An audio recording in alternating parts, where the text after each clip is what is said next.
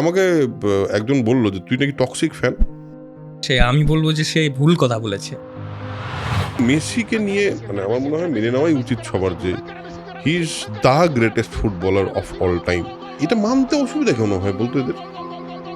একজন মানুষ তিনি যেভাবে পরিস্থিতি রিড করেন, ওই 5টা মলিনাকে ভাবো নেদারল্যান্ডসের সাথে ম্যাচটায়, ওটা কিভাবে হয়? ওই অবজেক্টিভিটিটা রাখাতে মাঝে মাঝে সমস্যা হয় না? তালমা রোমিও জুলিয়েট যখন লিখছি তখন যেটা হয়েছিল যে দুনিয়াটা আমার কাছে জানা, এবং একই সঙ্গে থিয়েটারে যখন দেখছি যে চারপাশের মানুষগুলো একটা নির্দিষ্ট সময়ের জন্য অন্য একটা চরিত্রে জীবন্ত হয়ে উঠছে, সেইটা খুব মজা লাগলো আমার। তারপরে ধরো চাঁদের পাহাড় কি যে হেল্প করেছে, ওই পড়তে পড়তে দুনিয়াটা সামনে খুলে যাচ্ছে, একটা অদ্ভুত দিগন্ত চলে আসছে সামনে। ইতিহাস নিয়ে ইন্টারেস্ট বাচ্চাদের বেশি তো হয় না। এইটাও বলতে পারো যে মহাভারত মানে একটা গল্প বলে দেওয়া নয়, তার মধ্যে যারা ইতিহাস আছে, যে কথাগুলো বলে যে রাজার সঙ্গে প্রজার কিরকম সম্পর্ক হওয়া উচিত, কারেক্ট। 1000 বছর পর এই কথাগুলো নিয়ে ফরাসি যারা মানে চিন্তক সেই সময় দার্শনিক তারা বলছে, তাহলে কি পাওয়ার একটা টেক্সট। সত্যি। তো এই মুহূর্তে কিভাবে দেখছিস তুই? তোর কি মনে হচ্ছে যে ভবিষ্যৎটা কিরকম? ওই যে এটা বললাম যে কিছু ঘটনা প্রচণ্ড হতাশ করে, আবার এমন আছে কিছু ঘটনা হঠাৎ করে।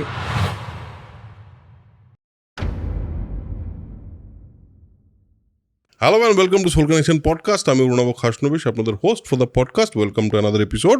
আজকে আমাদের সঙ্গে আছেন দুর্বার শর্মা। দুর্বারের সঙ্গে আমার আলাপ অনেক দিনের, কিন্তু দুর্বার অ্যাকচুয়ালি কীরকম মানুষ বা দুর্বার অ্যাকচুয়ালি কতটা ভালো অভিনেতা সেটা আপনারা বেশ কিছু কাজে দেখেছেন। বিশেষ করে আমি যেখান থেকে ওকে দেখতে পাই, ও নিজেও বলছিল সেটা হলো ব্যোমকেশ ও পিঁজরা বলে একটি অত্যন্ত গুরুত্বপূর্ণ চরিত্র করেছিল এবং দুর্দান্ত অভিনয় করেছিল। কিন্তু তার বাইরে আমি এতটুকু আমার দুর্বারের সঙ্গে দু একবার আলাপ হয়ে, দু একবার কথা হয়ে, আড্ডা হয়ে মনে হয়েছিল যে একটা পরিষ্কার চিন্তার মানুষ, এবং যে চিন্তাগুলো ও ব্যক্তও করতে পারে সেটা খুব ইম্পর্ট্যান্ট, সেটা খুব গুরুত্বপূর্ণ। সো আমার মনে হলো যে এই যারা এখন এই মুহূর্তে যাদের মধ্যে একটা পোটেনশিয়াল দেখা যাচ্ছে, তাদের সঙ্গে কিছু দলিল তৈরি করে রাখা উচিত বলেই আমার মনে হলো, এবং তাই জন্য দুর্বার শর্মাকে আজকে আমাদের ডাকা। এরকম আরও বেশ কিছু মানুষকে আমার ডাকার পরপর ইচ্ছে আছে। অলরেডি আপনারা অনেক মানুষকে দেখেওছেন এরকম, যারা তুলনামূলকভাবে নতুন কিন্তু তাদের মধ্যে প্রচুর পোটেনশিয়াল আছে। দুর্বার তাদের মধ্যে একজন। আমি পার্সোনালি খুব এনজয় করেছি আজকের এপিসোডটা। আমার মনে হয় আপনারাও করবেন। এবং সবচেয়ে ইম্পর্ট্যান্ট কথা, ওয়ার্ল্ড কাপের সময় আর্জেন্টিনা নিয়ে কথা হয়েছে। আজকে কত তারিখ? আজকের তারিখ হলো বোধহয় 6 তারিখ। 6 তারিখ আমরা রেকর্ড করছি, এটা কবে এক্স্যাক্টলি পাবলিশ হচ্ছে সেটা জানি না, কিন্তু 6 তারিখে আজকে আর্জেন্টিনা এবং মেসি নিয়ে আমার যে ভালো লাগা আর দুর্বারের যে ভালো লাগা, সেখানে আমরা বেশ ইমোশনালি কানেক্ট করতে পেরেছি বলতে পারি। So sit back, relax and enjoy the podcast.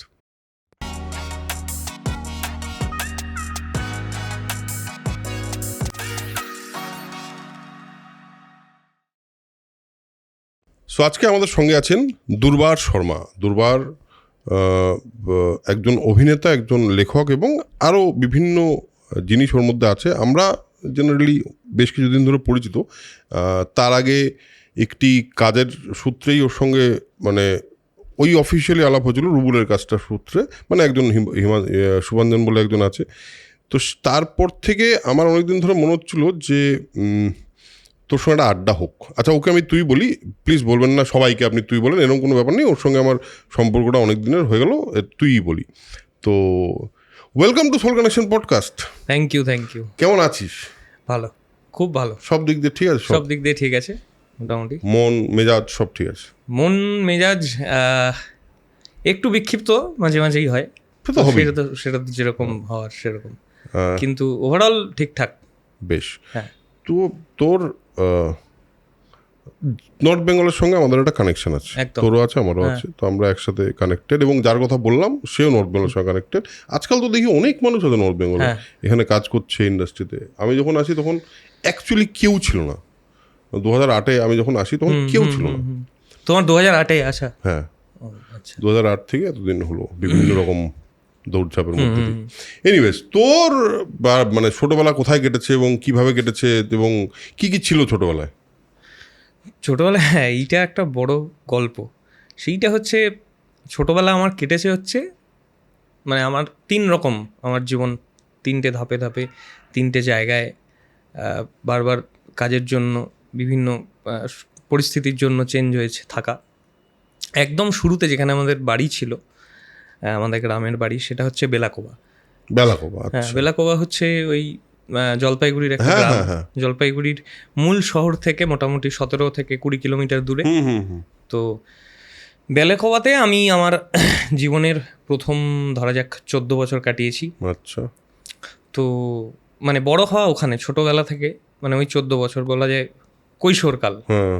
Class 8 পর্যন্ত হুম। আমি মানে বেলাকোবা হাই স্কুলে আচ্ছা। সেখানে আমি পড়াশোনা করেছি। বেশ। মা, বাবা, দাদা, আমি, আমাদের 4 জনের পরিবার।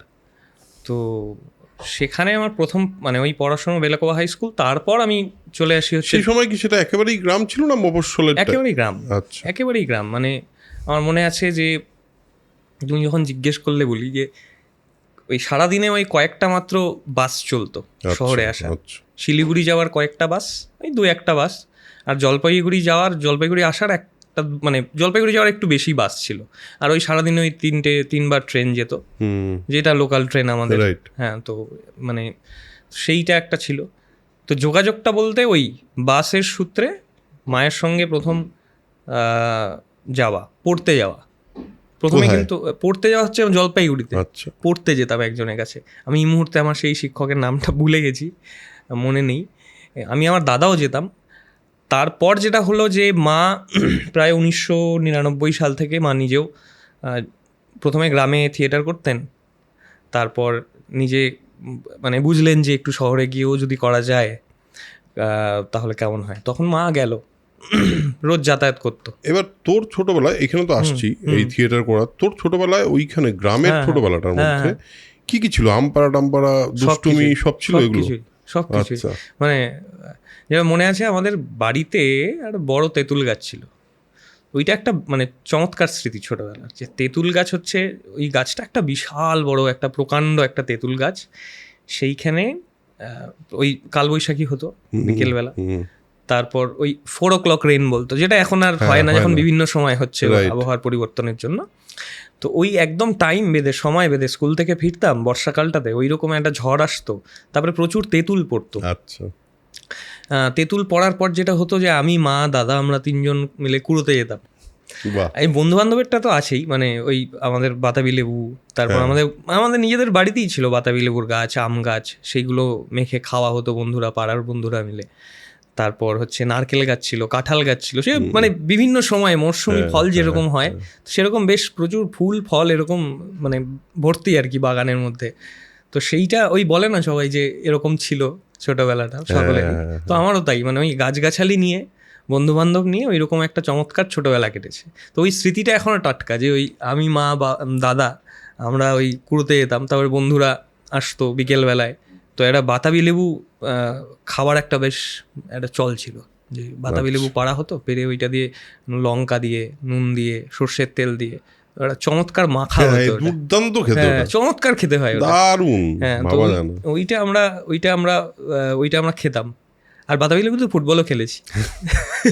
আরে খেলাধুলা করতি ওখানে? হ্যাঁ, প্রচুর। আমি ফুটবল? হ্যাঁ, এখনো খেলি আমি। এখনো মানে আমাদের একটা গ্রুপও আছে, যেটা মাঝে মধ্যেই আমরা ক্রিকেট খেলতে চলে যাই। এখন তো মাঠের অবস্থা খুব আমরা টার্ফ ভাড়া করে ওখানে খেলি। টার্ফ ওই বিভিন্ন জায়গায় আছে। একটা হচ্ছে ওই বাইপাসের ধারে একটা গড়িয়ার কাছে, হ্যাঁ, একটা হচ্ছে ওই সায়েন্স সিটির ওখানে একটা, বাইপাসের ওখানে একটা আছে। তো সেরকম ওই টার্ফে এখন আমরা খেলি। আর ছোটোবেলার খেলাটা ছিল ওই যেরকম হয় পাড়ার মধ্যে, আমাদের একটা উঠোন ছিল, সেই উঠোনে সব বন্ধুরা চলে আসতো বিকেলবেলায়। তো প্রথমে একটু যখন ছোট ছিলাম তখন ওই লুকোচুরি, হ্যাঁ, কুইনডাঙা, এগুলো দিয়ে শুরু। তারপর একটু বড় হতে হতে একটু বড়দের খেলাতে ঢুকলাম।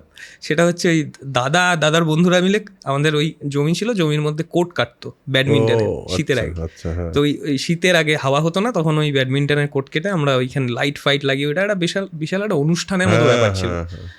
ওই বাল্ব লাগিয়ে একটা প্যানেল তৈরি করে, একদম আমাদের পাড়াতেও হতো। হ্যাঁ, ওইটা আমার মনে হয় সকলেরই, আমাদের ছোটবেলায় যারা আমরা মিলেনিয়াল, আমার মনে হয় ছোটবেলাটা ওইরকম ভাবে ওই ব্যাডমিন্টনের কোর্ট ফোর্ট কেটে একদম ওই স্মৃতিটা মনে হয় সকলেরই একই। তো ওইটা করতাম, ওটা হচ্ছে শীতকালে তারপর ক্রিকেট তো চলতোই।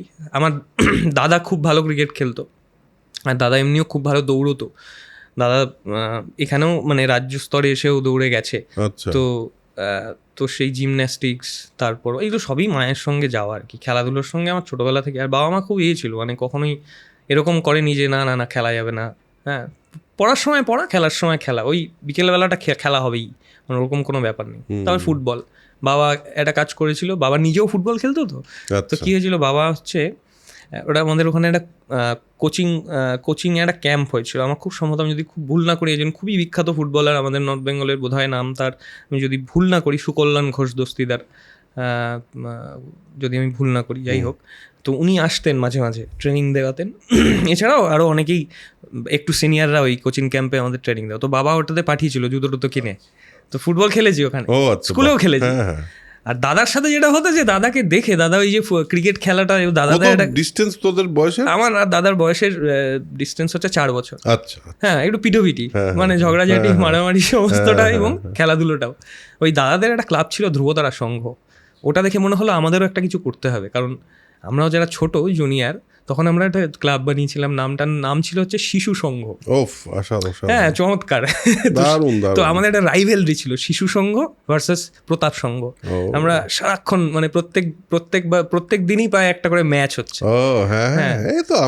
ইন্ডিয়া অস্ট্রেলিয়ার মতো আমাদের ছোটবেলাও একই সেম।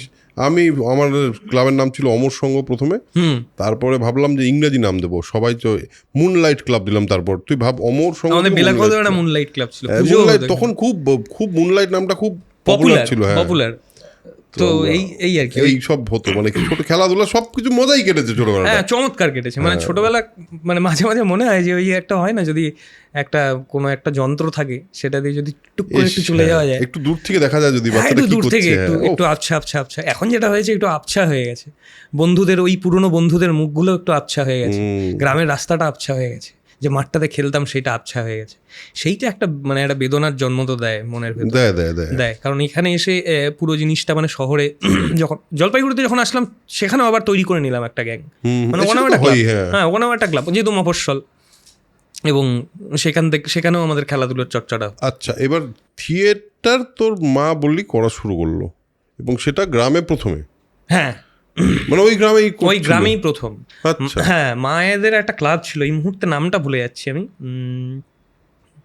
সেই ক্লাবে মা প্রথম ওই থিয়েটার করেন। তারপর মায়ের একটা ইচ্ছে তৈরি হয়, এবং মা তখন ঠিক করেন যে জলপাইগুড়িতে এসে, এবং যোগাযোগ তৈরি হয় একটা, এবং ওই সময় ওই যে বললাম কয়েকটা মাত্র বাস, ট্রেন, খুব একটা মানে যোগাযোগের খুব একটা সুবিধে ছিল না।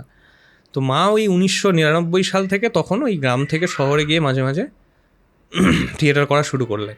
বান্ধব নাট্য সমাজ, উদিচি, ওই তখন থেকে আমার মানে ইচ্ছেটা শুরু হলো, মানে দেখলাম। আর একটা মজার বিষয় হতো, মা, আমাদের ওই স্কুল ছিল বেলাকোবা হাই স্কুল আর বেলাকোবা গার্লস স্কুল, এই দুটো স্কুলে বার্ষিক একটা অনুষ্ঠান হতো, মায়ের উপর দায়িত্ব পড়তো থিয়েটার করানো সব স্কুলের ছেলেদের মিলে। তো আমিও তখন সেখানে যোগ দিই। তো আমার প্রথম অভিনয় এখানে অবাক জলপান। ও আচ্ছা। হ্যাঁ, তো অবাক জলপান দিয়ে শুরু, এবং প্রত্যেক বছরই সেটা পাল্টে যেত, নতুন নতুন নাটক হতো। তারপরে যখন আর একটু বড় হলাম, মায়ের সঙ্গে তারপর জলপাইগুড়িতে আসলাম। জলপাইগুড়িতে এসে মায়ের সঙ্গে ওই থিয়েটারগুলোতে যাওয়া। জলপাইগুড়িতে তখন থিয়েটার চর্চা বেশ মানে চমৎকার চর্চা, এখনো বোধহয় আছে, এখনো আছে। হ্যাঁ, মানে একটা মানে খুব নিবিড় একটা চর্চার জায়গা ছিল তখন। মানে সবাই মোটামুটি, জলপাইগুড়ি শহরটা যেহেতু একটু শান্তিপ্রিয়, সবাই মোটামুটি সারাদিন কাজকর্ম করে বিকেলের পর থেকে ওই থিয়েটারের মহড়া, মানে প্রত্যেক দিন একটা অনুষ্ঠান। জলপাইগুড়ি শহরটার কিন্তু নিজস্ব ক্যারেক্টার আছে। হ্যাঁ, এটা আমি আর কোথাও দেখিনি। আমি দেখলাম এখন যদিও সেটা প্রচুর টোটো ফোটো হয়ে গিয়ে একটা বিচ্ছিরি ব্যাপার হয়েছে, মানে এখন ক্রাউডেড হয়েছে, কিন্তু স্টিল ক্যারেক্টারটা যায়নি। আমি সেটা দেখলাম এই কয়েক, মানে বলছি তোকে, বছর 2 আগেই বোধহয় গেছিলাম। সেইটা আমার কেন মনে হয় বলতো, একটা কারণ আমি তোমায় বলছি, সেটা হচ্ছে যে যেহেতু ওখানে ব্রিটিশদের বেশ কিছু মানে অফিস ছিল, মানে একটা সাব ডিভিশন টাইপের। তো জলপাইগুড়িতে ওরা বেশ শাসন টাসন করেছে ব্রিটিশরা, এবং ওদের ওই ছোট ছোট যেগুলো এখনো মানে আমাদের ওই বিভিন্ন ডিএম অফিস থেকে শুরু করে ওই যে জায়গাটা, তিস্তা উদ্যানের যে জায়গাটা পুরো, তো ওই যে প্রশাসনিক একটা কেন্দ্র হিসেবে জলপাইগুড়ি কিন্তু মানে মানে ঐতিহাসিকভাবেই থেকেই ছিল ছিল, একদম অনেক অনেক আগে থেকেই। মানে আমি বলছি জাতীয় কংগ্রেসের সময় যখন Right. স্বাধীনতা হচ্ছে সেই সময় কিন্তু জলপাইগুড়ির নাম পাই আমরা। হুম হ্যাঁ, মানে জলপাইগুড়ি একটা বেশ ইম্পর্টেন্ট জায়গা ছিল কংগ্রেসের। তো ঠিকই। তো তো সেইটা আমার মনে হয় ওইটা থেকে গেছে ওইটা আর কি। থেকে গেছে, ওটা থেকে গেছে, এখনো বদলায়নি। ক্যারেক্টার, তুমি যে ক্যারেক্টারের কথা বললে, দেখবে কোচবিহারেও একটা নিজস্ব ক্যারেক্টার, ক্যারেক্টার আছে। শিলিগুড়িটা আবার একটু না, অন্যরকম। শিলিগুড়িতে নিজস্ব ক্যারেক্টার নেই কেন, সেটাও কারণ আছে। হ্যাঁ। সেটা হলো শিলিগুড়ি শহরটা তৈরি হয়েছে তো দরকারে, দরকারে, এক্স্যাক্টলি, মানে একটা ট্রানজিট পয়েন্ট দরকার ছিল ঠিক কথা। পাহাড়ে যাওয়ার জন্য, ওই জন্য তৈরি ঠিক হয়েছে কথা, শহরটা। ঠিক কথা। ব্যবসার সব থেকে বড় কথা ব্যবসা। হচ্ছে ব্যবসার একটা রুট, একটা মেন জায়গা রুট তৈরি করতে পারলে তো সুবিধে যাওয়া আসাগুলো। কোচবিহারের আছে, কোচবিহারের আছে? আলিপুরদুয়ারের আবার নেই। না, কোচবিহারের আছে, কোচবিহারের আছে। কোচবিহারের আছে, এটা একটা চমৎকার। দারুণ। আমি তো ছোটবেলায় অনেকটা বেশিরভাগ সময় তো জলপাইগুড়ি কুচবিহারেই কাটতো আমার। তাই না? আর আমার না জলপাইগুড়ি শহরটার মধ্যে অদ্ভুত একটা শান্তি লাগতো। হ্যাঁ, এটা একটা ছিল। শান্তি আছে শহরটার মধ্যে। সবাই ওই রকম অফিসে স্কুলে চাকরি করতো তো, হ্যাঁ, হ্যাঁ। তো সন্ধে ওই বিকেল 5টার মধ্যে হয়ে যেত সমস্ত কাজকর্ম, তারপর যে যার নিজের মতো কাজে, কেউ থিয়েটার করছে, কেউ আড্ডা মারছে। তো সেটা তখন তোর বয়স কত, মানে যেই সময় তুই এই থিয়েটারে? আমি জলপাইগুড়িতে এলাম হচ্ছে 2006 না, আমি একটু ভুল বলছি, মাধ্যমিক আমি ক্লাস 9-এ এলাম। আচ্ছা। ক্লাস 9 হচ্ছে 2004-05 ওই সময়টা। আমি মাধ্যমিক হচ্ছে 2006। আমি ফণীন্দ্রদেব ইনস্টিটিউশন ওখানে ভর্তি হলাম ক্লাস 9-এ, বেলাগোবা হাই স্কুল থেকে এসে। তখন থেকে আমার জলপাইগুড়িতে থাকা, জলপাইগুড়ি থেকেছি 2013 পর্যন্ত, মানে আমি 7 বছর। ওখানে আনন্দচন্দ্র কলেজ আছে, কলেজে, হ্যাঁ, ওখানে আমার হিস্ট্রি অনার্স, ওখানে গ্র্যাজুয়েশন কমপ্লিট করি। মাঝখানে আমি 2 বছর হচ্ছে ওই প্রাইমারি টিচার্স ট্রেনিং হয়, সেটাও আমি করেছি। সেটাও বেলাগোবাতে একটা টিচার্স ট্রেনিং ইনস্টিটিউট আছে, সেইখানে আমি ওটা করেছি। তারপর আবার ফিরে এসে গ্র্যাজুয়েশন কমপ্লিট করি, তারপর হায়ার স্টাডিজের জন্য কলকাতায়। ওই যে বললাম 3টে অধ্যায় আছে। তো এই যে থিয়েটারের সঙ্গে মানে প্রথম আলাপ হলো এবং থিয়েটারের সঙ্গে যুক্ত হলি, সেই সময় সিরিয়াসলি নিয়েছিলি থিয়েটারটাকে? মজা লাগতো একটা অন্যরকম। সেইটা মজাটা আস্তে আস্তে আস্তে সিরিয়াসনেসের দিকে চলে গেল। সেই মজাটা হচ্ছে ওই মায়ের সঙ্গে যখন যাওয়া শুরু করলাম রোজ রোজ, এটা একটা স্মৃতি আছে, সেইটা তুমি বললে আমি বলবো। সেইটা হচ্ছে যে আমি, মা, দাদা, আমরা 3জন বেলাগোবা থেকে যাচ্ছি। দাদা যাচ্ছে জিমন্যাস্টিক্সে, মা আর আমি থিয়েটারে। বেশ। তো ফাটাপুকুর বলে একটা জায়গা আছে, তালমা বলে একটা জায়গা আছে, ওই অবধি গাড়ি আসতো, রাতে ফেরারটা বা যাওয়ারটা। তারপর আমাদের রিক্সা করে ফিরতে হতো। তো ওই যে একটা মানে দীর্ঘ 6-7 কিলোমিটারের রাস্তা, একটা অন্ধকার রাত, জোনাকি আলো, এবং সামনে ওই রিক্সার থেকে ওই কুপি হতো, ওই কুপি থেকে সামনেরটুকু শুধু দেখা যেত। রাইট। ওই যে মা, আমরা 3জন, আমি, আমার দাদা, আমার মা, ওই 3জনের যে জার্নিটা, ওইটা আমার কাছে একটা মানে কি বলবো, একটা অদ্ভুত আনন্দ দিত। ওই আনন্দটার খোঁজ প্রথম। এবং একই সঙ্গে থিয়েটারে যখন দেখছি যে চারপাশের মানুষগুলো একটা নির্দিষ্ট সময়ের জন্য অন্য একটা চরিত্রে জীবন্ত হয়ে উঠছে এবং সেটা অনেক মানুষকে আনন্দ দিচ্ছে, সেইটা খুব মজা লাগলো আমার মনে হলো এরকম হলে কেমন হয়। তো মা তখন আস্তে আস্তে আস্তে আস্তে বললো যে শিখতে হবে, ওরকম করে তো হবে না, থেকে থেকে শিখতে হবে। তো ওই শেখার জায়গাটা তখন শুরু। তোর মায়ের নামটা? জবা শর্মা। জবা শর্মা। তো মায়ের হাত ধরে মূলত প্রথম। তারপর আমি জলপাইগুড়িতে বিভিন্ন নাট্যদল, দামামাতে ছিলাম আমি। তাই? শিলিগুড়িতে দামামাতে, হ্যাঁ, দিল্লি চলো নাটক করেছি আমি দামামাতে। ও তাই? আমি তো দামামাতে ছিলাম একসময়। আচ্ছা আচ্ছা। ও, আমি উত্তালে ছিলাম, দামামাতে ছিলাম। পার্থ মামা উনি ডিরেক্ট করতেন। দিল্লি চলো, কলকাতাতেও এসেছিলাম শো করতে, উৎপল দত্ত। দিল্লি চলো তো বেশ ভালো, মানে কি ওদের নাম করা প্রোডাকশন ছিল, সফল প্রোডাকশন, নাম করা প্রোডাকশন। ওখানে আমি ছোটবেলায় মাতুংয়ের চরিত্রে অভিনয় করতাম, খুব খুব মজার ছিল ওটা। তো ওই দামামা, তারপর জলপাইগুড়িতে উদিচি। তারপর আমি ফাইনালি ঠিক করলাম যে কোথাও এক জায়গায় থেকে, মা বললো এক জায়গায় থেকে শেখ পুরোটা। তখন আমি চিত্তপটে গেলাম, জলপাইগুড়ি চিত্তপট, শেখর মজুমদার, মৌসুমী মজুমদার, ওনাদের কাছে এই বাচিক অভিনয় বা থিয়েটারের চর্চা করছি। আর সব্যসাচী দত্ত, ওনার কাছে ওই মূকাভিনয়ের চর্চা শুরু করলাম। বেশ। তো তারপর সিরিয়াসলি, তুই এটা সিরিয়াসলি, তোর কি মাথায় ছিল যে আমি সিরিয়াসলি এটা করব? না, মানে এরকম ছিল না যে কখনো যে এটা আমার পেশা হবে, এটা ভাবিনি। কারণ আমি পড়াশোনা ভালো লাগতো, আর আমি আমি ভালোই ছিলাম পড়াশোনায় ছোটবেলা থেকে। মানে এটা মানে হ্যাঁ, পড়তে খুবই ভালো লাগতো আমার। এবং মা বাবা যে ধমকে ধমকে পড়াচ্ছে এরকম নয়। অঙ্কটা আমি একেবারেই পারতাম না, মানে অঙ্ক খুবই ভয় পেতাম। কিন্তু অন্যান্য যে বিষয়গুলো, সেইগুলো আমাকে খুবই আকৃষ্ট করতো। তার মধ্যে 2টো বিষয় ছিল, একটা হচ্ছে ইতিহাস আর একটা ভূগোল। ভূগোল নিয়ে পড়বো ভেবেছিলাম, কোনো কারণে হয়নি। কিন্তু তারপরে দ্বিতীয় যে পছন্দটা সেইটা নিয়ে আমি পড়তে পারলাম, ইতিহাস। ইতিহাস নিয়ে ইন্টারেস্ট এটা বাচ্চাদের বেশি তো হয় না, না তো তোর ইতিহাস নিয়ে ইন্টারেস্ট কেন? গল্পের জন্য? এইটা বলতে পারো, কারণ ওই ওই যে বললাম আমার যে শিক্ষকেরা, থিয়েটারের শিক্ষকেরা, তারা সবসময় না ওই একটা করে বই দিতেন, বলতেন যে এই বইটা পড়ে এসো, তো এই বইটা পড়ো, বা এই ছবিটা দেখো, এইটা করো। এই যে পড়ার একটা অভ্যেস, পড়াশোনার সাথে সাথে অ্যাকাডেমিক্সের সাথে সাথে এই পড়ার অভ্যেসটাও তারা তৈরি করলেন অভিনেতার জন্য। মানে অভিনয় করার জন্য, অভিনেতা হওয়ার জন্য তো একটা মন দরকার হয়, একদম একটা খোলা মন দরকার হয়। যেন একটা আমি যখন কবিতা লিখি, সেই কবির যে একটা ভেতরে একটা যে অনন্ত আকাশ থাকে একটা মনের, সেইটা তো একজন অভিনেতার দরকার হয়। আমার মনে হয় তখন তাদেরও মনে হয়েছিল, তারা বললো যে তুমি বইটা পড়ো, এবং ওই বই পড়ার সূত্রে বিভিন্ন দেশের গল্প জানতে পারছি। ওই বলো না এই ইউক্রেনের রূপকথা, হ্যাঁ, রাশিয়ান উপকথা, হ্যাঁ রাশিয়ান উপকথা, তো ওইগুলো পড়তে দিত আমাকে আমার শিক্ষকেরা। কিন্তু সত্যি খুব ইয়ে করে দেয়, চমৎকার ওপেন আপ করে দেয় খুবই সত্যি বাচ্চার মনকে। তারপরে ধরো চাঁদের পাহাড় কি যে হেল্প করেছে, কি যে হেল্প করেছে। আমি তো মানে আমার লাইফের খুব ইম্পর্টেন্ট বই চাঁদের পাহাড়। ঠিক ঠিক ঠিক, আমার মনে হয় আমাদের অনেকেরই তাই। কারণ ওই মানে ওই দুনিয়া দেখা, ওই পড়তে পড়তে দুনিয়াটা সামনে খুলে যাচ্ছে, একটা অদ্ভুত দিগন্ত চলে আসছে সামনে, সেইটা। আর ভারতবর্ষ তো আমাদের সত্যি এটা দেখিয়ে দিচ্ছে। একেবারেই তাই।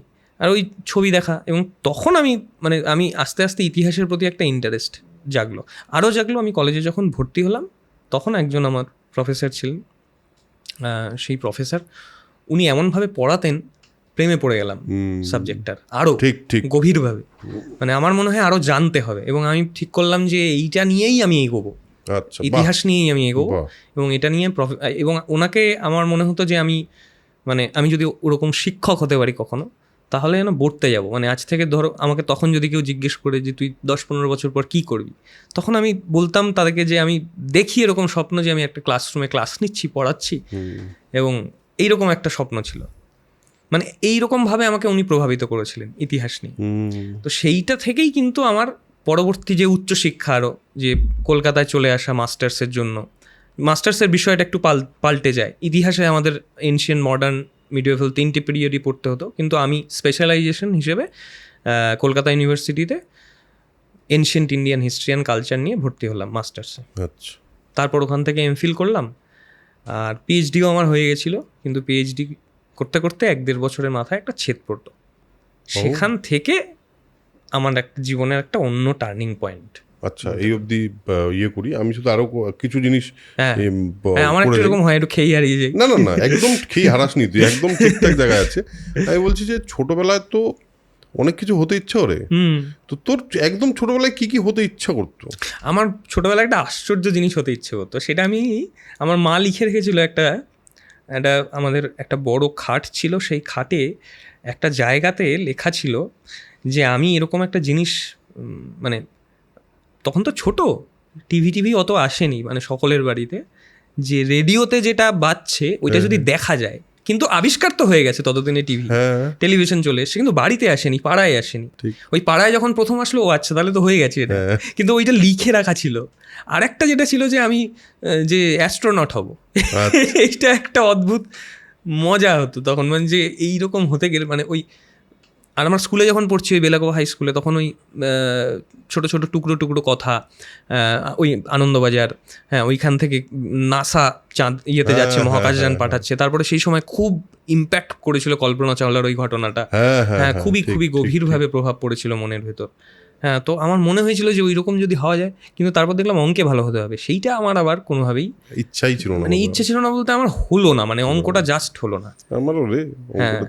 মানে আমার বলতে লজ্জা নেই, অঙ্কে আমি মাধ্যমিকে 45 পেয়েছি।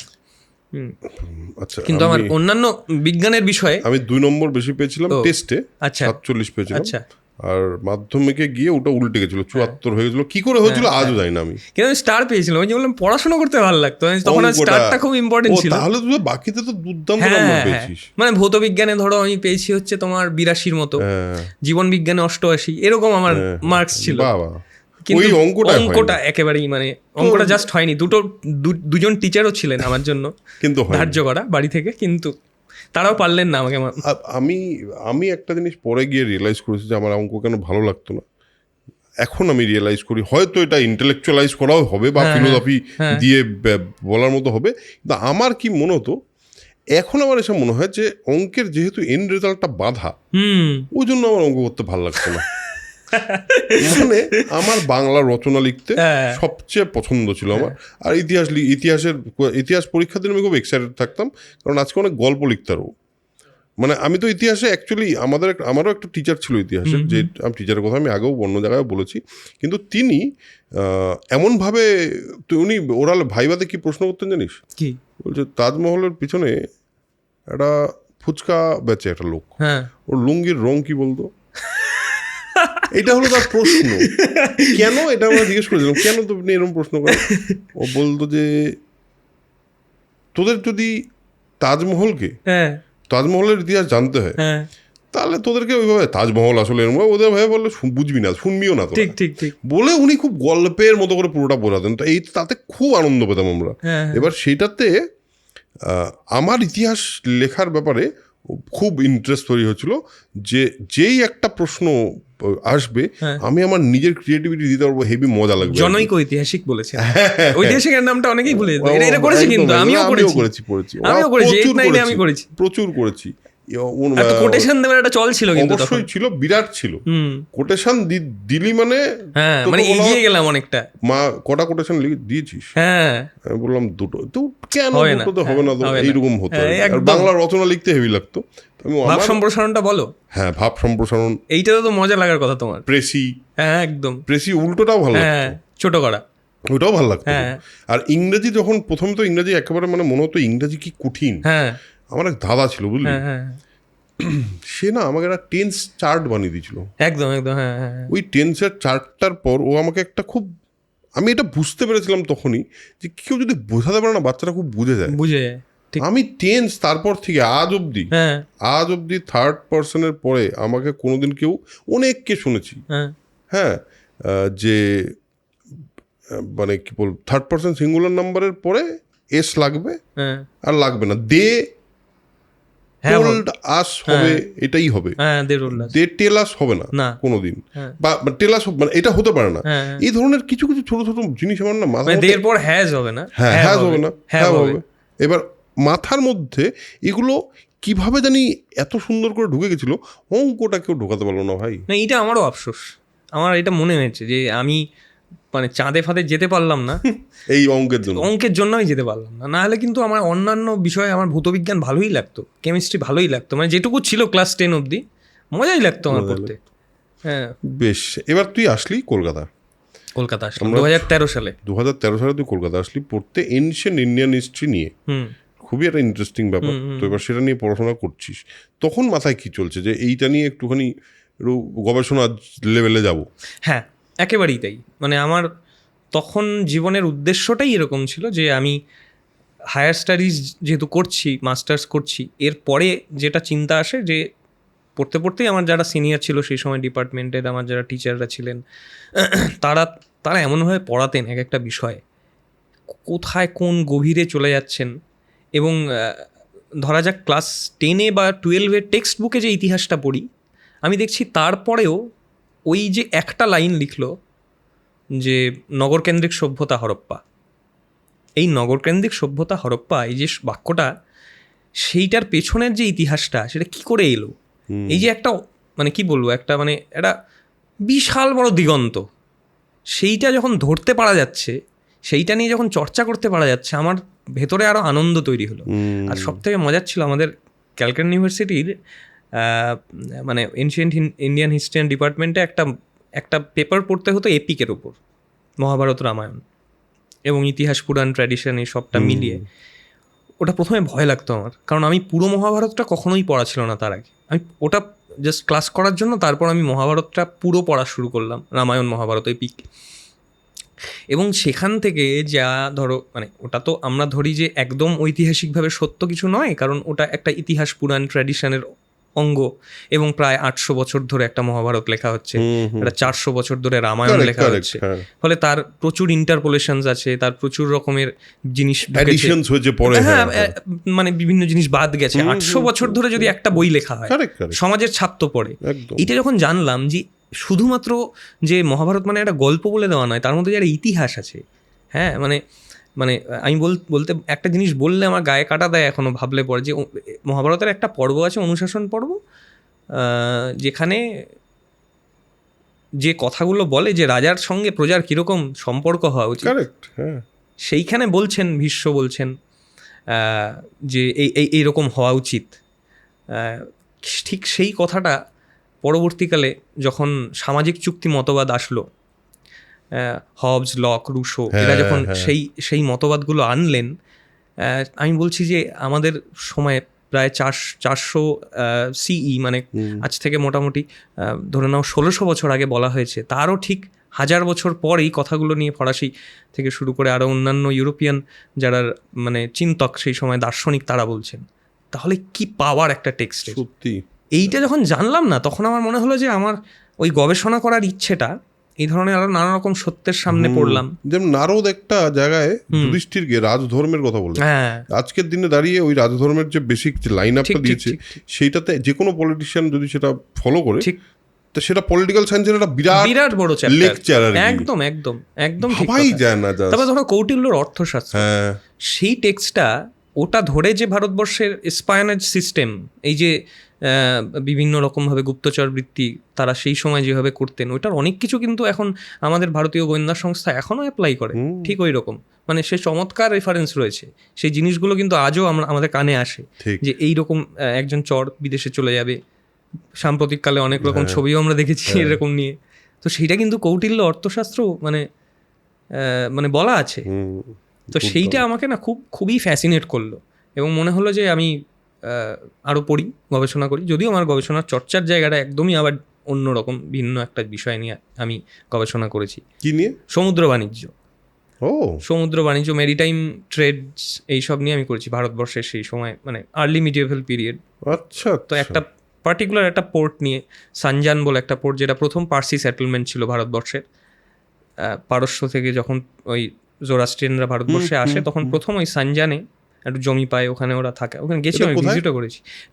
গুজরাট মহারাষ্ট্র বর্ডারে সানজান বলে এমন একটা পোর্ট আছে। ওই পোর্টটা নিয়ে আমার কাজ মেনলি, মেরিটাইম হিস্ট্রিতে কীরকম ইম্পর্টেন্ট ছিল ওই পোর্টটা। পরবর্তীকালে যখন আমি পিএইচডিতে যাই, তখন আবার একটু চেঞ্জ হয় স্টেট ফরমেশন নিয়ে, মানে কী করে একটা রাষ্ট্র তৈরি হচ্ছে।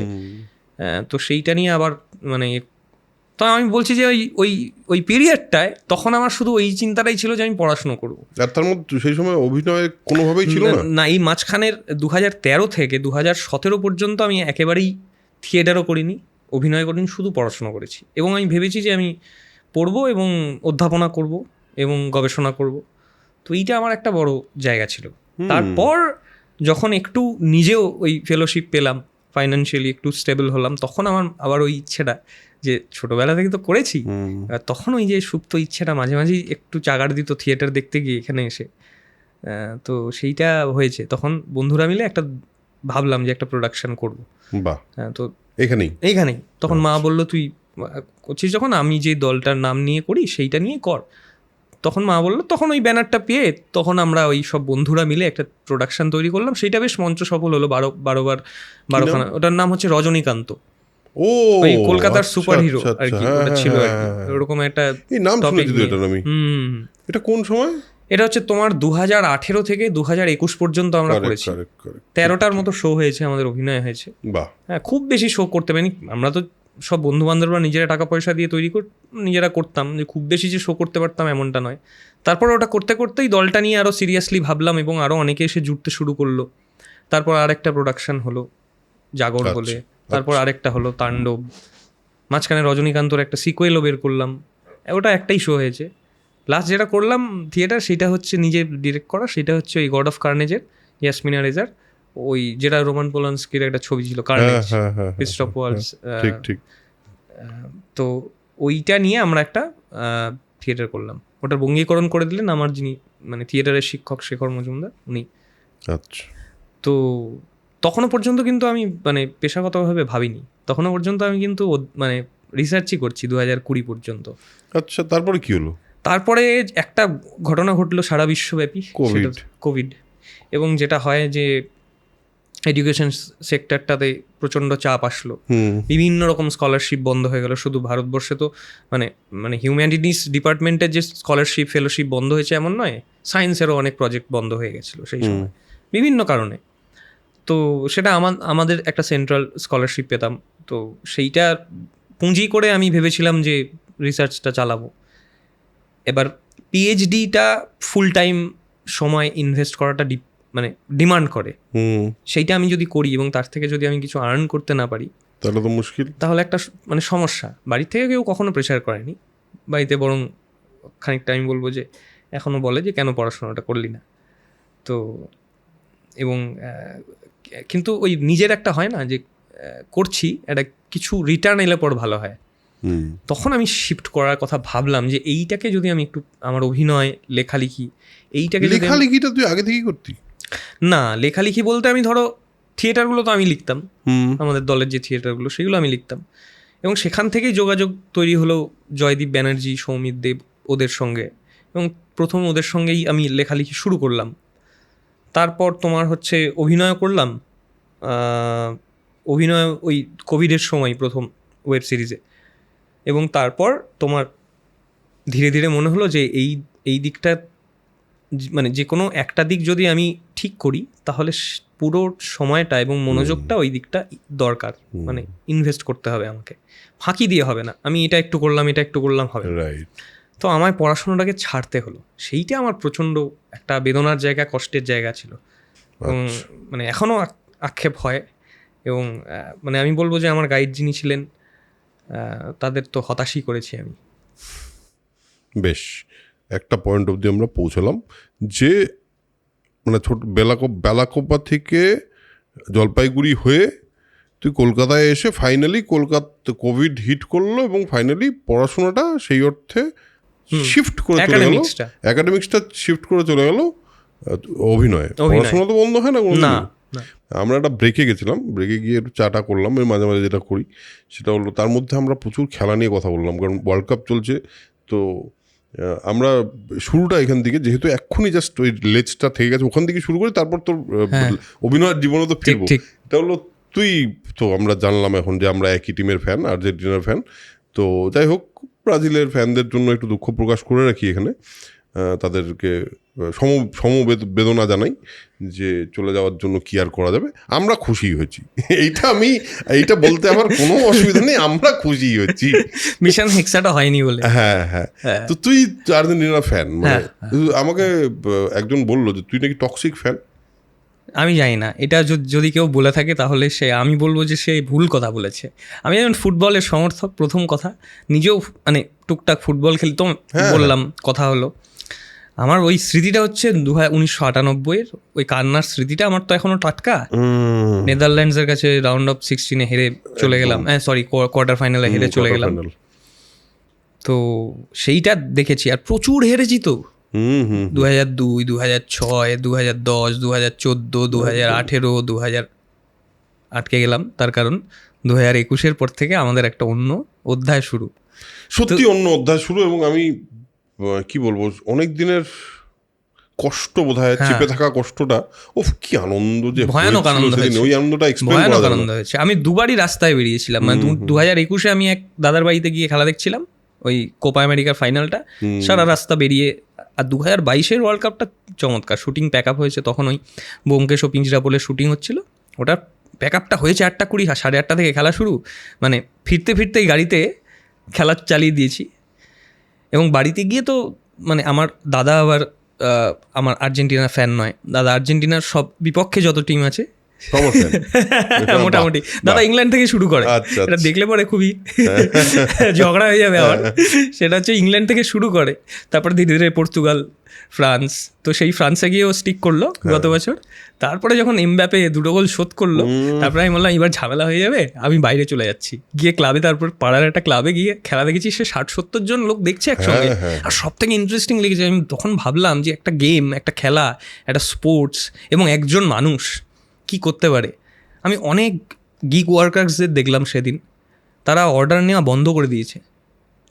তাদের জিজ্ঞেস করলাম যে তোমরা করছো না, পাশেই হাটারি, সব দাঁড়িয়ে আছে লাইন দিয়ে, 20-30 জন, কেউ অর্ডার নিচ্ছে না, সব অফ করে রেখে দিয়েছে, খেলা দেখছে। বলে না না এখন সব বন্ধ, এখন খেলা। এবং তারপর ওই যে জয়টা, ওই জয়ের পর রাস্তায় আমি যে গোটা জেমস লং সরণিতে আমি যে কত জোরে দৌড়েছি, সেইটা মানে এখনও ভাবলে পরে আমার মানে মনে হয় যে ওরে বাপরে বাপ, ওই রাতটা আমি জীবনে ভুলবো না। আমি এটা দুবার বেরিয়েছি। একবার হলো ইন্ডিয়া ওয়ার্ল্ড কাপ জেতার সময়, আমি বম্বেতে ছিলাম, 11-এ বম্বেতে ছিলাম। বম্বেতে রাত্রিবেলা আমরা ঘুরে বেরিয়েছি সারা রাত, এবং কত লোক, আর মানে ওই ওই উন্মাদনাটা আলাদা ছিল। আর হলো এই আমাদের 22-এর ওয়ার্ল্ড কাপের পর, মানে জেতার পর, তো আমি ওই একজন টক্সিক ফ্যানের বাড়িতে গেছিলাম তাকে অপমান করতে। সে জার্মানির ফ্যান, তোর জন্য সমবেদনা রইলো। ও যদি দেখিস তাহলে বুঝলে, এটাও তো দেখবে আমাদেরটা, আমাদের দুজনেরই খুব কাছের লোক। এনিওয়ে, তো আমার একটা কথা বল, মেসিকে নিয়ে এটা তো মানে আমার মনে হয় মেনে নেওয়াই উচিত সবার, যে he is the greatest footballer of all time. এবার এটা যদি এটা মানতে অসুবিধা কেন হয় বলতো এদের? জানি না, আমি বলছি যে আমি যদি একটা স্পোর্টসকে ভালোবাসি, তাহলে সেই স্পোর্টসের সঙ্গে জড়িত যে মানুষটা, আমি প্রথম কথা আমি মানে বিশ্বাস করি না যে মেসি ঈশ্বর। আমার বিশ্বাস করতে ভালো লাগে যে মেসি একজন মানুষ, একদম। এবং আমার বিশ্বাস করতে এটাও ভালো লাগে যে মানুষ মেসিকে দেখে যে মানুষের অনেক ক্ষমতা আছে, ঠিক অনেক রকমের ক্ষমতা আছে। তো সেই যে ম্যাজিকটা, সেই যে জাদুটা, সেইটা আমি কি করে অস্বীকার করবো? আমি কোনোভাবেই কোনো অন্য রোনাল্ডো হোক, তারপর আমি বলছি মানে এমবাপে হোক, আমি কারোর সমর্থককেই ছোট করছি না। আমি বলছি যে এইটা মেনে নিতে অসুবিধে নেই কোনো। তিনি যে পারেন এইটা করতে, তিনি বারবার প্রমাণ করেছেন। এবং ওই যে অকল্পনীয় ম্যাচ রিডিং এবং পেরিফেরাল ভিশন, যেইটা আমি ওই সূত্রেই বলি যে আমাকে কেন ইন্সপায়ার করে মেসি, সেইটা হচ্ছে যে একজন মানুষ, তিনি যেভাবে পরিস্থিতি রিড করেন, এবং তিনি চোখ বন্ধ করে বা চোখটা নিচু রেখে চারিদিকটা দেখতে পাচ্ছেন কোথায় কে আছে। ওই পাঁচটা মলিনাকে ভাবো নেদারল্যান্ডসের সাথে ম্যাচটায়, ওটা কিভাবে হয়? ওই ভিশনটা না থাকলে হয়। আমার মনে হয় এটা অভিনেতারও থাকা দরকার। একজন অভিনেতার খুবই প্রয়োজনীয় জায়গা যে এই ভিশনটা। এবং এইখানে আমার কোথাও গিয়ে না খুব খুব ব্যক্তিগতভাবে ইন্সপায়ার করে মেসি। ফলে এইসব টক্সিসিটি বা এইসব সব কিছুর ঊর্ধ্বে আমি শুধু একটাই বলবো যে ভালোবাসলে ভালোবাসা যায়। মানে এইভাবে যদি দেখি আমি, ঠিক, যে ফুটবলকে যদি আমি ভালোবাসি, তাহলে মেসিকে না ভালোবেসে থাকা যায় না, সত্যি কথা। দেখ, আমি এটাও বলছি তোকে, যখন এমবাপের স্পিডকে সত্যিই আমি রেসপেক্ট করার মতো স্পিড, ওটা ওই স্পিড ভাই নেই কারো। সত্যি কথা। বল কন্ট্রোলও এই নিয়ে কোনো সন্দেহ নেই যে he is very good player, দারুণ প্লেয়ার। কনভার্সন রেট মানে 10টা শট গোলে শট হলে 8টা গোল হবে। এটা কি চারটিখানি ব্যাপার নাকি? এটাও তো একটা দুর্দান্ত ব্যাপার। আর যে পারে যেটা করতে, সেটা নিয়ে তো কথা বলা, কিন্তু স্টিল আমি বলছি সমস্ত কিছুর বাইরে, আমি আমার জীবনে যখন আমার খুব অসুবিধা হয়, ধর এটা ভাল লাগছে না, কি করব বুঝতে পারছি না, আমি একটা ইউটিউবে specifically top 10 goals of Messi, top 20 goals of Messi দেখি। তুই বিশ্বাস করবি না, মাঝে মাঝে আমার না কান্না পেয়ে যায় সত্যি এক্সেলেন্স দেখে। মানে কোন লেভেলে একটা মানুষ ওই রকম হতে পারে যেখানে তার পায় না মনে হচ্ছে এটা হিউম্যান জিনিস আমি দেখছি না, এটা কি একটা দিনই হচ্ছে। এটা তো মানে এটা তো এটাও ঠিক যে মানুষই তো করছে, সেটাই তো বলছি। আর ওটা ভাবতেও তো খুব ভালো লাগে যে মানুষ করছে, এই ক্ষমতাটা অর্জন করা যায় এতদিন ধরে, ঘষে দুরন্ত। সত্যি লোকটা সত্যি দুরন্ত। মেসি চুল দেখতে গেছিলি নাকি? না, আমি যাওয়ার কথা ছিল, আমি যাইনি, আমি ইচ্ছা করে যাইনি। যাওয়ার কথা ছিল, কিন্তু আমার না গিয়ে তো ভালোই করেছিস। শুটিং পড়ে গেছিল বলে হয়নি। না গিয়ে তো ভালোই করেছিস, সেটা তো বটেই। সেইটা হ্যাঁ, মানে ঠিকই হয়েছে। আরেকটা জিনিস আমার মনে হয় জানিস তো, যে মেসির মতো একটা হিরো, যে আমার জীবনের একটা খুব ইম্পর্টেন্ট মানুষ, আর তাকে না দেখতে আমার খুব একটা ইচ্ছা করে না একেবারেই। আমি যেমন, যদি আমার শাহরুখ খান আমার জীবনে খুব ইম্পর্টেন্ট মানুষ, আমি তার সঙ্গে দেখা করবো কেন? যদি আমার সৌভাগ্য হয় বা যদি আমার সেই যোগ্যতা হয় যে আমি শাহরুখ খানের সঙ্গে কোনোদিন কাজ করতে পারি, আমি নিশ্চয়ই করবো। কেন? একই ইয়েতে তো কাজ করি আমরা, টাচউড। কিন্তু মানে আই ডোন্ট নো যে আমি মেসিকে দেখলে কি হবে আমার। হ্যাঁ আমিও মানে আমি কি হবে সত্যিই তাই, সত্যি কি কখনো হবে জানি ভাবিনি না। কিন্তু। হ্যাঁ, আমার তো মনে হয় শুধু হাওয়া করে কাঁদবো দেখলে, মানে আমি এবার এইসব বিষয়ে আমার একটু কান্না বেশি পাই আর কি। আমার আরেকজন হয় অভিনেতা হিসেবে, আরেকজন দেখলে পরে কি করবো আমি জানি না, লিওনার্দো ডিক্যাপ্রিও। ওফ, আমার মানে আমি মানে আমার আমি যার ফ্যান মানে অভিনয়ের। তুই এখানকার অভিনেতাদের মধ্যে ইন্ডিয়ান অভিনেতাদের মধ্যে কে কে তোর খুব প্রিয় অভিনেতা? প্রথম যে নামটা বলতে ইচ্ছে করে বা ইচ্ছে করে মানে কি আসেই একদম সবার আগে, যাকে দেখে একটা প্রেরণা মানে প্রাণিত করে সব সময়, সেটা হচ্ছে ইরফান খান। ইরফান খান, মানুষ বাজপেয়ী, হুম, হ্যাঁ, বিজয় সেতুপতি, হুম, ফাহাদ ফাজিল, তারপর আমি জানি না মানে আমি খুব মানে সকলের মানে যাদের যাদের সকলের নাম সবসময় মনে থাকে না, এই এখন তুমি জিজ্ঞেস করছো একটু ঘাবড়ে গিয়ে হয়তো ভুলো মানে মানে ভুলেও কয়েকটা নাম যাবো, মিস করতে মিসও করে যাবো হয়তো। আভয় দেওয়ালকে আমার অদ্ভুত লাগে, হুম, আমার গুলশান দেওয়াইয়াকে চমৎকার লাগে। দারুণ। মানে মানে আমি বলছি যে মানে কি যে করে, গানসান গুলাব সে দেখেছিলি ওকে? ওরে বাবা, কি ওটা, ওই পার্টটা করা যায়? মার্দ কো দর্দ নেই হতা। মার্দ কো দর্দ নেই হতো, ওই পার্টটা করা তুমি যায়? বলো আরেকটা ইয়ে এসেছিল ওই দাহাড় বলে, হ্যাঁ হ্যাঁ, ওরে সম্পূর্ণ বাবা। একটা আলাদা চরিত্র, কি ভালো, মানে এরা সব আর মানে আরেকজনকে আমি exceptional রিসেন্টলি দেখলাম, একটা ছবি দেখে এলাম, সেইটা আমি মানে আমি জাস্ট ছিটকে গেছি এই অভিনয়টা, মানে কি করে সম্ভব, খুবই অল্প স্ক্রিন টাইম, খুবই অল্প সংলাপ গোটা কি ছবিতে। রজত কাপুর, আচ্ছা, রজত কাপুর, मैं वापस आऊंगा হুম, দেখে এলাম। ছবিটা কেমন আছে? ভালো না? ছবিটা আমাকে যে খুব ছুঁয়েছে আমি কথা বলবো না, আমাকে যে খুব ছুঁতে পেরেছে, আমি ইমতিয়াজ আলী আমার পছন্দের পরিচালকদের মধ্যে একজন, কিন্তু ছবিটা আমায় ব্যক্তিগতভাবে যে খুব ছুঁয়েছে তা নয়। সেইটা নয়। কিন্তু ওই অভিনয়টা কিন্তু আমার ওই মানে বাড়িতে ফিরে নিয়ে আসাটা, আমি মানে নাসিরজিকে একটু অসম্মান করছি না, তাকে আমি বাদ রেখেই বলছি, মানে তাকে তার অভিনয় তার মানে সমস্তটা তাকে আমি একটু বাদ রেখেই বলছি। রাজত কাপুরের প্রেজেন্স এবং তাকিয়ে থাকা, চোখের মধ্যে একটা শূন্যতা, ওরকম একজন খ্যাপাটে পিতা এবং খ্যাপাটে একটা পুত্র, সে তারা দুজন কি করছে এবং সেখানে তারা অপলকভাবে তাকিয়ে আছে, মাঝে মাঝে দু একটা কথা বলছে এসে, সেইটা যে কি করে একজন মানে আমি বলছি একজন অভিনেতা কোথায় গিয়ে পৌঁছলে করতে পারে। আরেকটা ছবি দেখে ছিটকে গেছিলাম, সেটা হচ্ছে অরবিন্দ স্বামীর মেইয়ার আগান বলে একটা ছবি, অপূর্ব ছবি, অপূর্ব ছবি, তুমি পারলে দেখো, নেটফ্লিক্সে আছে। মানে ওইখানে অরবিন্দ স্বামীর অভিনয়ে মানে মানে ক্লাস, মানে এটা মনে হয় ক্লাসরুম বসে থাকি দেখি বারবার করে ছবিটা রিভিজিট করি এইরকম। মানে ভারতীয়দের মধ্যে আমার আরও আছে অনেক নাম, কিন্তু আমাকে যারা খুব বেশি করে ছুঁতে পারে। হুম, তোর ওই অ্যাকাডেমিক্স থেকে সরে আমরা ফুটবল এবং এই আসলাম ঠিকই, অ্যাকাডেমিক্স থেকে সরলি যখন, মানে সরে একটু এইদিকে যখন কনসেন্ট্রেট করলি, তখন কি মনে হয়েছিল যে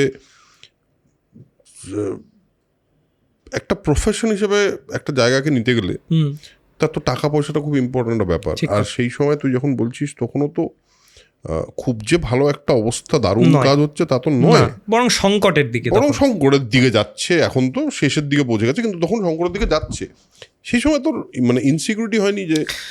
হয়নি একেবারেই যে কথা বলবো না, হয়েছে, অনেকবার ভেবেছি এরকম সময় গেছে, এরকম দিন গেছে, রাত গেছে, যেখানে আমি ভেবেছি যে যে পেশাটা বাছলাম সেটা মোটামুটি অনিশ্চয়তায় ভরা, এবং যে আমাদের স্পেকট্রামে বা যে জায়গায় যে স্পেসে কাজ হয় সেখানে পদে পদে অনিশ্চয়তা রয়েছে। ফলে একেবারেই যে ভাবিনি, একেবারেই যে এই শঙ্কাটা ছিল না এমন নয়, আমাকে ভাবিয়েছে, অনেকবার ভাবিয়েছে, কিন্তু ভেতর ভেতর ওই ইন্সপায়ারও করেছে অভিনয়ের প্রতি, বা একটা কোনো শিল্পের সঙ্গে জুড়ে থাকার প্রতি যে প্রেম আমার জীবনে খুব ইন্সপায়ার করে আমাকে যে কোনো কিছুতে। তো হয়তো সেই জায়গা থেকে আমাকে প্রচণ্ড ইন্সপায়ার করেছে। আর দ্বিতীয় কথা, আমার পরিবারের ফ্যামিলির প্রত্যেকটি মানুষ, আমার দাদা বৌদি, বাবা মা, আমার স্ত্রী, আমার বন্ধুরা, সহকর্মীরা যারা আজকে এখন যারা তাদের সঙ্গে কাজ করি, সকলেই না খুব ইন্সপায়ার করে আমাকে। মানে সেটা মানে মানে যে কোনো ক্ষেত্রেই, যে কোনো সময়। ফলে ওইটা নিয়ে আমি আর খুব একটা যে তারপরে যে খুব একটা ভেবেছি এরকম নয়। কষ্ট হয় অনেক সময়, তো এটা তো তুমি জানোই আমাদের জগৎটা এরকম অনেক রকম ইনসিকিউরিটির সময় থাকে, অনেক রকম চিন্তার সময় আসে, একদম যখন আমরা একটু অ্যাংশাস হয়ে যাই, ঠিক। একটু এক্সাইট হয়ে যাই কী হবে ভেবে, তখন আবার এটাও হয় যে লেগে থাকতে হবে। তখন এটাও মাথায় থাকে যে শিক্ষকেরা ছোটোবেলা থেকে একটাই শিখিয়েছেন, মা বাবা থেকে শুরু করে সমস্ত জায়গার শিক্ষকেরা, যিনি ফুটবল শেখাতেন আমাকে তিনিও বলতেন যে লেগে থাকা, ধরে থাকা, সেইটার কোনো বিকল্প নেই, সৎভাবে পরিশ্রম করা। তো আমি এইটুকুই করতে পারি, আমার মনে হয় যে আমি সৎ থাকতে পারি। এই যে তারপরে আস্তে আস্তে পরিচিতি পাওয়া এবং আস্তে আস্তে মানুষ তোকে চেনা, এবং সবচেয়ে বড় কথা প্রথমে তো মানুষ ছিল না, প্রথমে ইন্ডাস্ট্রির মানুষজন চেনে যাদের তোদের মধ্যে পোটেনশিয়ালটা দেখতে পায়। ঠিক। তো তোর প্রথম এই ইনসিডেন্টটা কোথা থেকে কখন হলো? এইটা আমি বলবো যে আমার জীবনের ওই কোট আনকোট ব্রেক বলে যে কথাটা, সেইটা যেখান থেকে আমি নজরে পড়ি আরও অনেক মানুষের কাছে পৌঁছে যাই, সেইটা হচ্ছে ব্যোমকেশ ও পিঞ্জরাপোল। ভুজঙ্গধরের যে চরিত্রটা করেছিলাম আমি, চিড়িয়াখানা গল্পটার মেন অ্যান্টাগনিস্ট।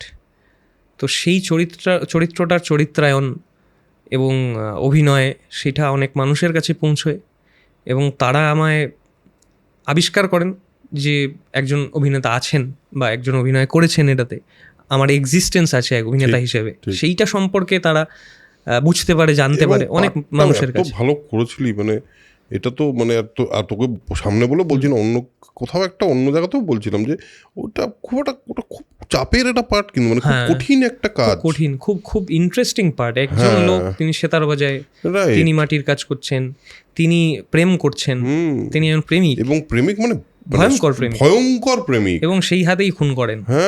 ফলে আমার ডিরেক্টর সুদীপ্ত রায় খুবই চমৎকার একটা নোট দিয়েছিল, বলছে তুই একটু ভাবিস তোর হাতটা কেমন হবে, যে সেতার বাজায়, যে খুন করে, যে প্রেমিক, এবং একই সঙ্গে যে মাটির জিনিসপত্র তৈরি করছে, তার হাত কেমন হবে। আর অনির্বাণদা ছিল ক্রিয়েটিভ ডিরেক্টর, তখন অনির্বাণদা বলে যে তুমি একটু হাঁটা চলাটা ভাবো, যে ওই সময় মানুষের বডি ল্যাঙ্গুয়েজ কেমন হতে পারে। তো এই 2-3টে নোট আমাকে লিখেও ছিল দুর্দান্ত। হ্যাঁ, চমৎকার লিখেছে প্রতীকদা। মানে কিছু কিছু চরিত্র থাকে যে চরিত্রগুলোর মানে যেভাবে লেখাটা উঠে আসে, মানে টেক্সটটা থেকে, টেক্সট থেকে যখন পারফর্মেটিভ টেক্সটে যখন চলে আসে পুরো জিনিসটা, সেইটা তো প্রচণ্ড হেল্প করে কনশাস এবং সাবকনশিয়াসকে অভিনেতার। এবং মিউজিক আমাকে খুব হেল্প করেছিল ওই সময় তৈরিতে ওই চরিত্রটা। তো ওইটা আমার মনে হয় যে আমার জীবনের একটা অন্যতম মুহূর্ত, এবং মানে তার জন্য সকলকেই ধন্যবাদ জানাই, যে আমার যারা সহকর্মী ছিলেন ওই কাজে, এবং টেকনিশিয়ান থেকে শুরু করে সবাই আমাকে, তা প্রত্যেকটা মানুষ, মানে ইচ অ্যান্ড এভরিওয়ান, মানে ওই সেটে তারা আমাকে সাহায্য করেছে সেই জায়গাটাতে পৌঁছতে। তো সেইটার থেকে নজরে পড়া মূলত।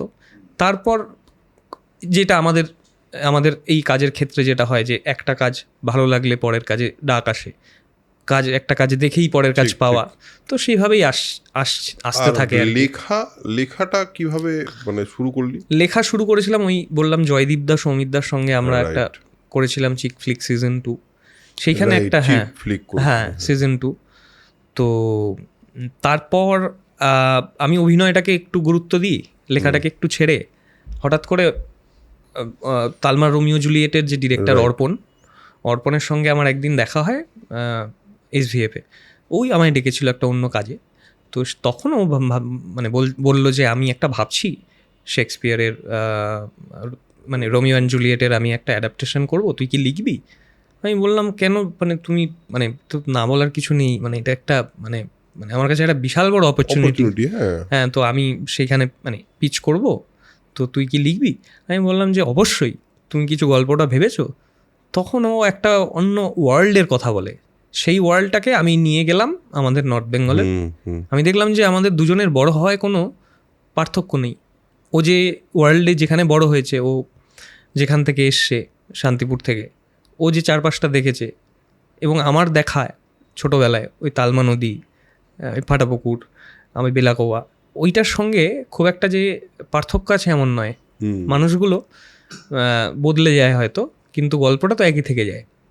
তো সেইখানে তখন আমি বললাম যে এটা যদি ওই ওয়ার্ল্ডে প্লেস করতে পারি, তাহলে আমি আমার ভাষা থেকে শুরু করে আমি আমার যে সংস্কৃতিটা আমি জানি, সেইটা থেকে আমি কিছু অ্যাড করতে পারবো চিত্রনাট্যে। তখন শুরু হয় আমাদের ওই কাজটা। এবং তারপর ধীরে ধীরে প্রত্যেকটা ধাপে ধাপে ধাপে ধাপে আমরা শোনাই এবং সেখানে গৃহীত হয় এবং কাজটা শেষ অবধি পর্দায় আসে। বেশ। তো এইটা হচ্ছে আমি বলছি লেখার জায়গা থেকে আমার মানে একদম মানে নিজে একা লেখা সাহায্য করেছিল অ্যাডিশনাল স্ক্রিন প্লে রাইটার হিসেবে সাগ্নিক কিছু কিছু জায়গায়। তো কিন্তু ওই প্রথম ওই একা একটা লেখা চিত্রনাট্য এবং সংলাপ, এটার যে একটা ভার আছে, এটার যে একটা মানে মানে বোঝা বলবো না, এটার যে একটা মানে গুরুদায়িত্ব, যে একটা শো সেটা নির্ভর করছে এতগুলো মানুষ, এত ইনভেস্টমেন্ট, এত সব কিছু, এত সবটা, এত মানুষের পরিশ্রম। তো সেইটা প্রথম ওইটা টের পেয়েছিলাম এবং ওইটা আমার প্রথম আর কি একা একটা লেখা, বড় লেখা। ওই এই লেখার ব্যাপারে আমি একটা জিনিস লক্ষ্য করেছি। আমি যখন স্ক্রিন প্লে লিখি, চিত্রনাট্য লিখি, আমি তো ওই সময়টায় একটা কেমন যেন একটা অদ্ভুত নিজের মধ্যে একটা পার্সোনালি ডিসঅর্ডার ফিল করি আমি। আচ্ছা, মানে আমার কিরকম একটা হয় যে কোনো সময় হ্যাঁ, আমি আমার লেখার চরিত্রের মতো বিহেভ করে ফেলি। আচ্ছা, ইন্টারেস্টিং। এটা আমি অদ্ভুত হয়, এটা আমি রিসেন্টলি হয়েছে। আমার স্ত্রী বলছে কি এরম এরম করে কথা বলছো কেন, আমিও না নিজে রিয়েলাইজ করলাম এটা কি হচ্ছে, এটা তো আমি না। অ্যান্ড দেন আই রিয়েলাইজ যে এটা হয় আমার সঙ্গে, আগেও হয়েছে, আগে আমি কেউ নোটিস করে দেয়নি বোধহয়। এই যে একটা পৃথিবীতে ঢুকে পড়া, একটা ওই তালমার রোমিও জুলিয়েটের পৃথিবীতে ঢুকে পড়া, তোর মানে ওই অবজেক্টিভিটিটা রাখাতে মাঝে মাঝে সমস্যা হয় না, বা হয়নি যখন লিখছিস যে একদম তো প্রত্যেকটা চরিত্র তো সামনে সামনে জীবন্ত হচ্ছে। সেইটা দেখো, আমার মনে হয়েছে যে আমি যখন মানে তালমা রোমিও জুলিয়েট যখন লিখছি, তখন যেটা হয়েছিল যে এই পৃথিবীটা আমার কাছে, এই দুনিয়াটা আমার কাছে জানা, আমি এই লোকটাকে দেখেছি, এই লোকটা, এই ছেলেগুলোকে আমি দেখেছি, এই জীবনটা আমি দেখেছি, ফলে ওই আলাদা করা সম্ভব হয়েছিল তখন, যে প্রত্যেকটা চরিত্রকে আমি আলাদা করে দেখতে পাচ্ছি। এবং যখন স্ক্রিপ্টে যখন আমি লিখি, সেইখানে মানে আমি বলছি যে মানে সেইটা জীবন্ত হয়েছিল মনে হয় আমার। সমালোচনা আলোচনা দুটোই থাকবে, কিন্তু আমার মনে হয়েছে রাইটার হিসেবে, লেখক হিসেবে অবজেক্টিভ থাকতে হবে, থাকতে হয়। আবার উপর মানে যেমন একটা উপর থেকে দেখা আছে, আবার অতটাই ভেতরে, আবার ভেতরে ঢুকতেও হবে। ওই জীবনটাকে খুঁড়ে বের করে না আনতে পারলে ওই সংলাপটা তো আমি লিখতে পারবো না। এটা কি একটা ডুয়াল ক্যারেক্টার না, এটা দুটো, একটা রাইটারের, একটা ক্রিয়েটারের। অবশ্যই, যে একবার উপর থেকে দেখবে, এবার তুমি অ্যাট দ্য সেম টাইম ওখানেও আছো, এক উপরেও আছি। তুমি at the same time writer, তুমি at the same time reader. ঠিক কথা। তুমি সিনেমা লিখছো, তুমি সিনেমার দর্শকও একটা পয়েন্টে, একই পয়েন্টে দুটো। অদ্ভুত একটা মানে দোলাচল, কিন্তু মানে একটা চলতে থাকে, ওখান থেকেই আসে। মানে দেখো, মানে শিল্পীরা তো মানে ভালনারেবল হতেই হবে, না হলে মুশকিল। এই যে এই সমাজ, রাজনীতি, অর্থনীতি সমস্তটার একটা প্রভাব তো আছে শিল্পীর ওপর। সে যখন বাড়িতে সব কিছু করে বসে ল্যাপটপ খুলে বা খুলে লিখতে বসছে, সে তো এই সময় থেকে বেরিয়ে যেতে পারছে না। ফলে সময়কে দেখা আছে, তার মাথায় সময়ের কমেন্টারিটা ধরা আছে, এবং এই চরিত্রগুলো এই সমাজে দাঁড়িয়ে কীভাবে বিহেভ করছে সেইটা তাকে ওই জীবনটা খুঁড়েই বের করতে হবে, চারপাশ থেকেই বের করতে হবে।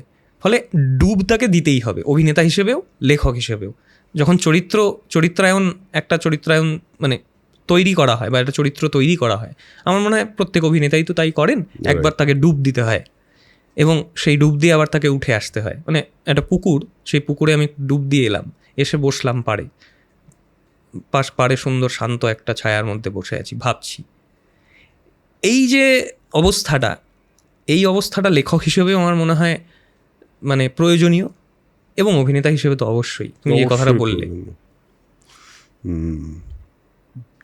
ওভারঅল এই মুহূর্তে কি মনে হচ্ছে, মানে আশা ছাড়া তো আমরা মানে বাঁচতে পারি না। আশায় বাঁচে, চাষার চেয়ে বড় কথা আমার মনে হয় চাষা যেমন আশায় বাঁচে, শিল্পীরাও বা আর্ট প্র্যাকটিশনাররাও আশাতেই বেঁচে থাকে। যে কারণ আমরা তো এমন একটা কাজ করি, আমি মাঝে মাঝে ভাবি যে এই কাজটা কেন করি, আমি কেন ডিরেক্টর, আমি জানি না, কিন্তু আমি ভাবার চেষ্টা করছি। আমি বুঝতে পেরেছি যে এটা স্পেসিফিক্যালি আমার জীবনে বোধহয় আমি শুধু এটাই করতে পারি বলে, এটাও হতে পারে, বা পারি বলতে এখনো পারি বলাটা বিরাট হয়ে যাবে, বাট চেষ্টা করতে পারি অন্তত এই কাজটা করা। আর এই মুহূর্তে দাঁড়িয়ে আশা তো থাকেই ভেতরে, কিন্তু আশার নিরাশার একটা দোলাচল তো চলতে থাকে। থাকে। তো এই মুহূর্তে কিভাবে দেখছিস তুই? তোর কি মনে হচ্ছে যে ভবিষ্যৎটা কীরকম?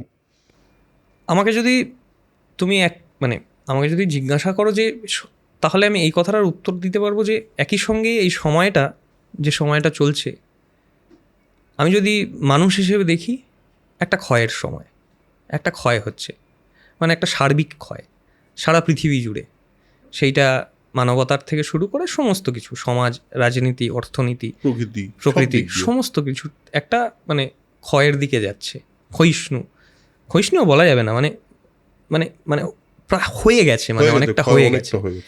ফলে সেই নিরাশাটা আছে ভেতরে, দেখতে পাই যে নড়বড় করছে, মানে ঠিক হচ্ছে না জিনিসগুলো, প্রচণ্ড ব্যথিত করে, ব্যথা পাই। মানে কিছু কিছু ঘটনা, কিছু কিছু মৃত্যু, কিছু কিছু চলে যাওয়া, কিছু কিছু মানে মানে কি বলবো, কাগজ খুললে, কাগজ পড়লে, খবর কানে আসলে পর, বা তোর ফেসবুকে কিছু নিউজ, একদমই তাই। ফলে সেইটা মানে একেবারে খুবই নিরাশ করে দেয়, এবং মানে খুবই খুবই মানে কষ্টও পাই সেই জায়গা থেকে। আমার মনে হয় এই সময়টা পৃথিবীতে সবসময় আসে চক্রাকারে, এবং এটা একটা ভালো জিনিস। শিল্পীদের সজাগ থাকতে হবে, এই সময়টাতে স্থির থাকতে হবে তাকে, এবং দেখতে হবে এবং বুঝতে হবে এই সময়টা তার উপর কীভাবে প্রভাব ফেলছে, এই সময়ের টিকা সে লিখে যেতে পারছে কি না।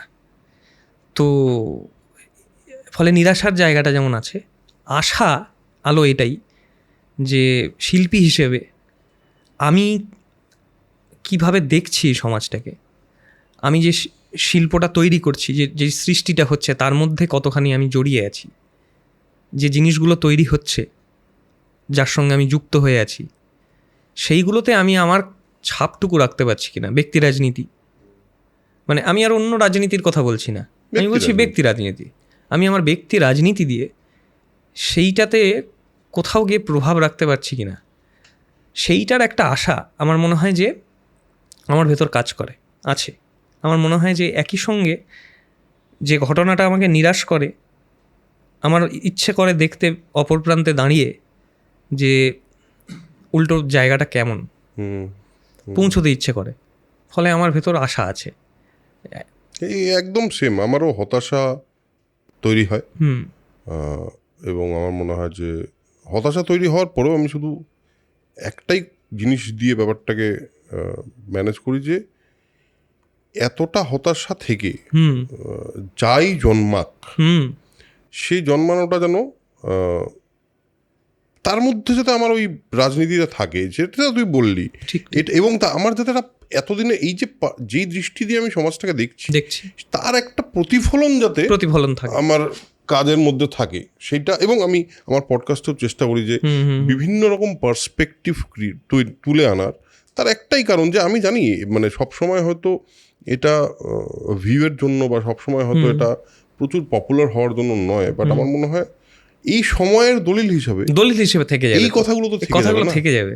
এইটা খুব ইন্টারেস্টিং এবং খুব খুব খুব চমৎকার একটা কথা বললে। এই কথাগুলো, এই যে আমি আজকে এখানে এসে একটা আয়োজন হয়েছে, এখানে যে কথাগুলো আমি বলছি, আজ থেকে 20 বছর পর ভাব এই কথাটা যে থেকে যাবে, কিন্তু থেকে যাবে, গুরুত্ব পাক না পাক সেটা পরের বিষয়, থেকে গেল যে একটা সময় দুটো মানুষ কথা বলেছে তাদের জীবনবোধ নিয়ে, এইটুকুই তো কথা, একেবারেই তাই।